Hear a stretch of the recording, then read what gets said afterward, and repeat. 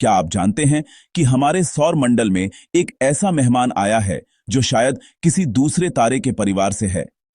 यह कोई साधारण घटना नहीं है। हमारे ब्रह्मांड में अरबों तारे और ग्रह हैं, लेकिन बहुत ही कम बार ऐसा होता है कि कोई बाहरी यात्री हमारे सौर मंडल में दाखिल हो। जब वैज्ञानिकों ने पहली बार इसकी हलचल देखी तो वे हैरान रह गए। इसकी दिशा, गति और बनावट सब कुछ अलग था।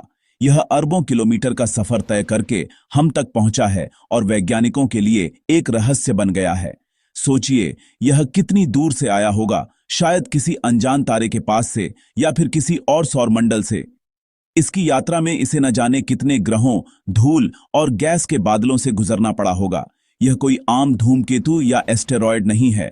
इसकी चाल और रास्ता दोनों ही बाकी अंतरिक्षीय पिंडों से अलग हैं। इसकी तेज गति और अनोखा रास्ता बताता है कि यह हमारे सौर मंडल के बाहर से आया है, एक असली इंटरस्टेलर ऑब्जेक्ट। वैज्ञानिकों के लिए यह किसी खजाने से कम नहीं, क्योंकि ऐसे ऑब्जेक्ट्स हमें दूसरे तारों के आसपास के माहौल की झलक दिखाते हैं। यह मेहमान हमारे लिए एक पहेली है। यह कहां से आया, किस चीज से बना है और इसकी यात्रा कब शुरू हुई थी? क्या यह किसी टकराव के बाद अपने घर से निकला या फिर किसी विशाल गुरुत्वाकर्षण बल ने इसे बाहर फेंक दिया?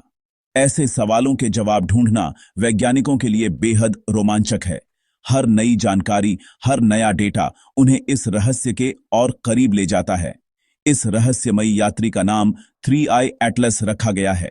3I का मतलब है तीसरा इंटरस्टेलर ऑब्जेक्ट, और एटलस उस टेलीस्कोप का नाम है जिसने इसे खोजा।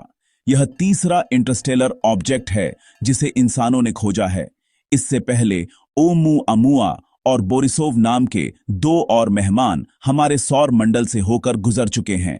हर बार जब कोई ऐसा ऑब्जेक्ट आता है तो वैज्ञानिकों के बीच उत्साह की लहर दौड़ जाती है। हर नया मेहमान हमें ब्रह्मांड के बारे में कुछ नया सिखाता है, चाहे वह उसकी बनावट हो, उसकी गति हो या फिर उसकी उत्पत्ति की कहानी, और वैज्ञानिकों को एक साथ काम करने का मौका देता है।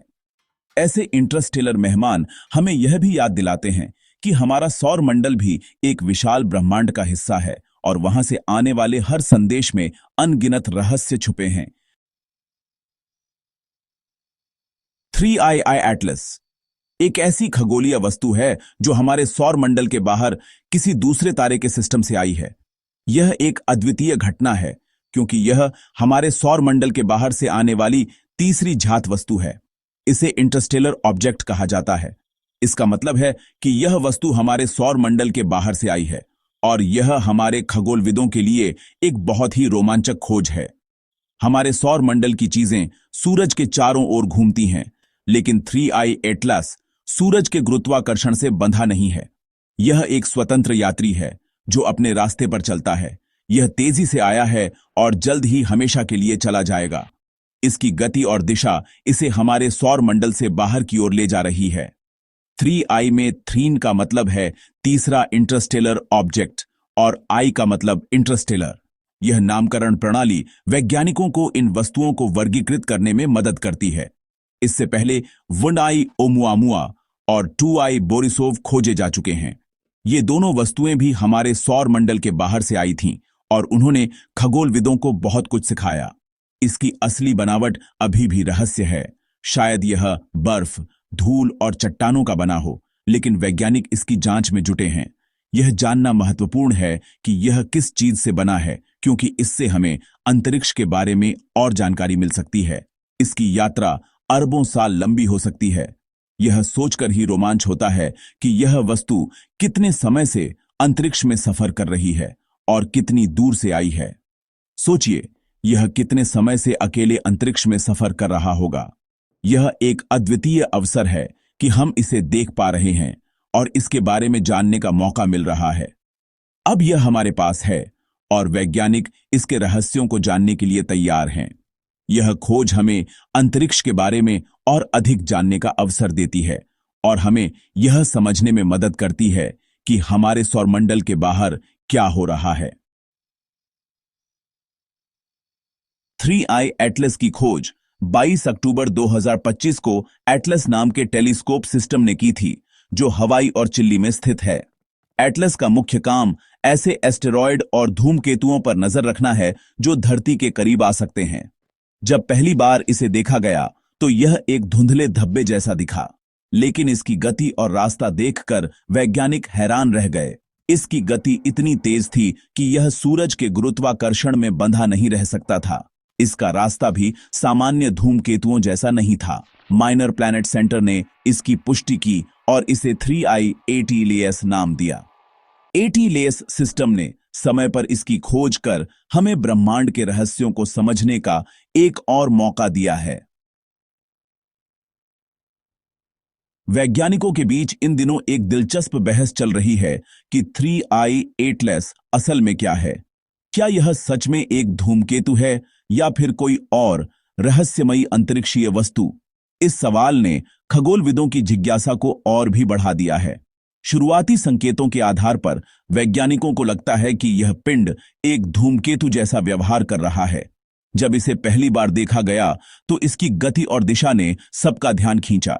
जैसे जैसे यह सूरज के करीब आया, इसकी सतह पर जमी बर्फ और गैसें गर्मी के कारण तेजी से भाप बनकर उड़ने लगी, जिससे इसके चारों ओर एक चमकदार कोमा और लंबी पूंछ बन गई, जो धूमकेतुओं की खास पहचान होती है।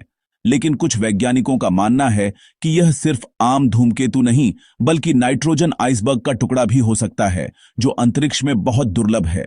अगर यह सच है तो यह हमारे सौर मंडल के पारंपरिक धूमकेतुओं से बिल्कुल अलग होगा और इससे हमें अंतरिक्ष के बारे में नई जानकारी मिल सकती है।